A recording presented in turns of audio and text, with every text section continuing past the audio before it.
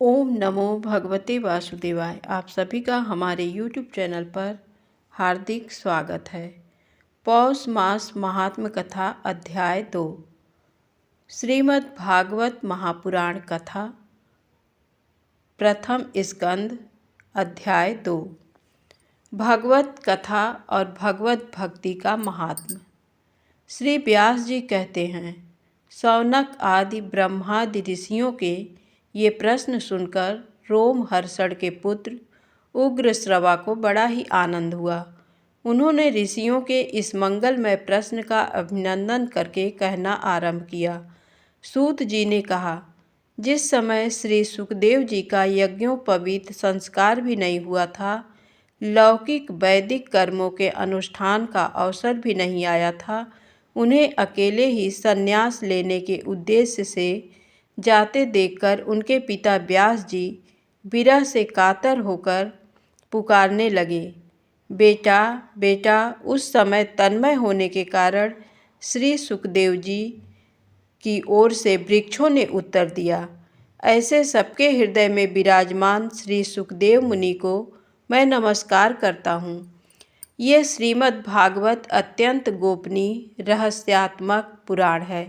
ये भगवत स्वरूप का अनुभव कराने वाला और समस्त वेदों का सार है। संसार में फंसे हुए जो लोग इस घोर अज्ञानांधकार से पार जाना चाहते हैं, उनके लिए आध्यात्मिक तत्वों को प्रकाशित कराने वाला ये एक अद्वितीय दीपक है। वास्तव में उन्हीं पर करुणा करके बड़े बड़े मुनियों के आचार्य श्री सुखदेव जी ने इसका वर्णन किया है। मैं उनको शरण ग्रहण करता हूँ। मनुष्यों में सर्वश्रेष्ठ भगवान के अवतार नर नारायण ऋषियों को, सरस्वती देवी को और श्री व्यास देव जी को नमस्कार करके तब संसार और अंतःकरण के समस्त विकारों पर विजय प्राप्त कराने वाले इस श्रीमद् भागवत महापुराण का पाठ करना चाहिए। ऋषियों, आपने संपूर्ण विश्व के कल्याण के लिए ये बहुत सुंदर प्रश्न किया है, क्योंकि ये प्रश्न श्री कृष्ण के संबंध में है और इससे भली भांति आत्मशुद्धि हो जाती है। मनुष्यों के लिए सर्वश्रेष्ठ धर्म वही है जिससे भगवान श्री कृष्ण में भक्ति हो। भक्ति भी ऐसी जिसमें किसी प्रकार की कामना न हो और जो नित्य निरंतर बनी रहे। ऐसी भक्ति से हृदय आनंद स्वरूप परमात्मा की उपलब्धि करके कृतकृत्य हो जाता है। भगवान श्री कृष्ण में भक्ति होते ही अनन्य प्रेम से उनमें चित्त जोड़ते ही निष्काम ज्ञान और वैराग्य का आविर्भाव हो जाता है। धर्म का ठीक ठीक अनुष्ठान करने पर भी यदि मनुष्य के हृदय में भगवान की लीला कथाओं के प्रति अनुराग का उदय न हो तो वह निराश्रम ही श्रम है। धर्म का फल है मोक्ष। उसकी सार्थकता अर्थ प्राप्ति में नहीं है। अर्थ केवल धर्म के लिए है। भोग विलास उसका फल नहीं माना गया है। भोग विलास का फल इंद्रियों को तृप्त करना नहीं है। उसका प्रयोजन है केवल जीवन निर्वाह। जीवन का फल भी तत्व जिज्ञासा है। बहुत कर्म करके स्वर्ग आदि प्राप्त करना उसका फल नहीं है। तत्ववेत्ता लोग ज्ञाता और ज्ञेय के भेद से रहित अखंड अद्वितीय सच्चिदानंद स्वरूप ज्ञान को ही तत्व कहते हैं। उसी को कोई ब्रह्मा, कोई परमात्मा और कोई भगवान के नाम से पुकारते हैं। श्रद्धालु मुनिजन भागवत श्रवण से प्राप्त ज्ञान वैराग्य युक्त भक्ति से अपने हृदय में उस परम तत्वरूप परमात्मा का अनुभव करते हैं। शौनक आदि ऋषियों, यही कारण है कि अपने अपने वर्ण तथा आश्रम के अनुसार मनुष्य जो धर्म का अनुष्ठान करते हैं, उसकी पूर्ण सिद्धि इसी में है कि भगवान प्रसन्न हो। इसलिए एकाग्र मन से भक्त वत्सल भगवान का ही नित्य निरंतर श्रवण कीर्तन ध्यान और आराधना करना चाहिए। कर्मों की गांठ बड़ी कड़ी है। विचारवान पुरुष भगवान के चिंतन की तलवार से उस गांठ को काट डालते हैं। तब भला ऐसा कौन मनुष्य होगा जो भगवान की लीला कथा में प्रेम न करे।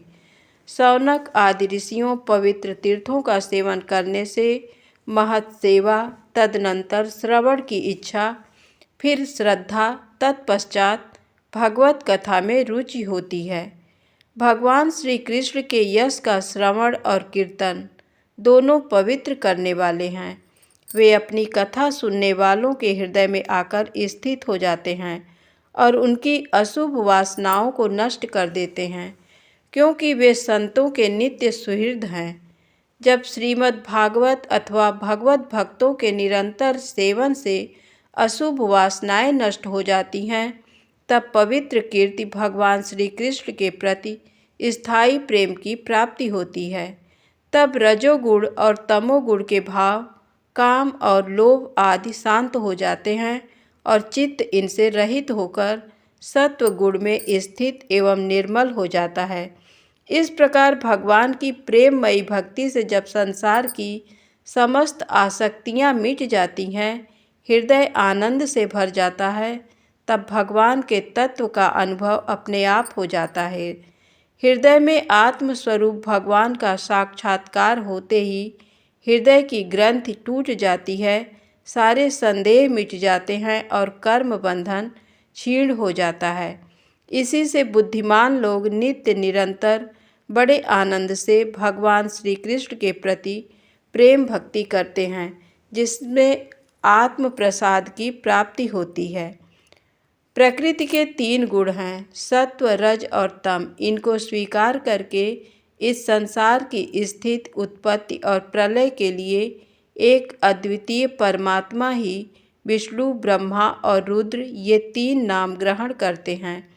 फिर भी मनुष्यों का परम कल्याण तो सत्व गुण स्वीकार करने वाले श्री हरि से ही होता है। जैसे पृथ्वी के विकार लकड़ी की अपेक्षा धुआं श्रेष्ठ है और उससे भी श्रेष्ठ है अग्नि, क्योंकि वेदोक्त यज्ञ याज्ञादि के द्वारा अग्नि सद्गति देने वाला है, वैसे ही तमोगुण से रजोगुण श्रेष्ठ है और रजोगुण से भी सत्वगुण श्रेष्ठ है, क्योंकि वह भगवान का दर्शन कराने वाला है। प्राचीन युग में महात्मा लोग अपने कल्याण के लिए विशुद्ध सत्वमय भगवान विष्णु की आराधना किया करते थे। अब भी जो लोग उनका अनुसरण करते हैं, वे उन्हीं के समान कल्याण भाजन होते हैं। जो लोग इस संसार सागर से पार जाना चाहते हैं, वे यद्यपि किसी की निंदा तो नहीं करते, न किसी में दोष ही देखते हैं, फिर भी घोर रूप वाले तमोगुणी, रजोगुणी, भैरव आदि भूतपतियों की उपासना न करके सत्वगुणी विष्णु भगवान और उनके अंश कला स्वरूपों का ही भजन करते हैं। धन्यवाद।